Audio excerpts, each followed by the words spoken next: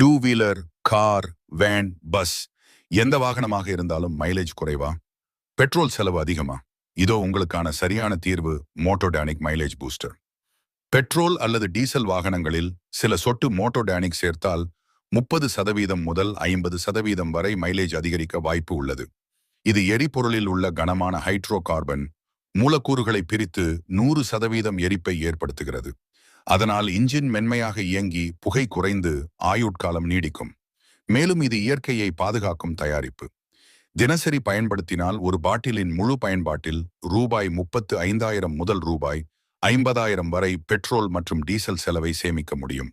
மோட்டோடானிக் விலை ரூபாய் 3,500 மட்டும்.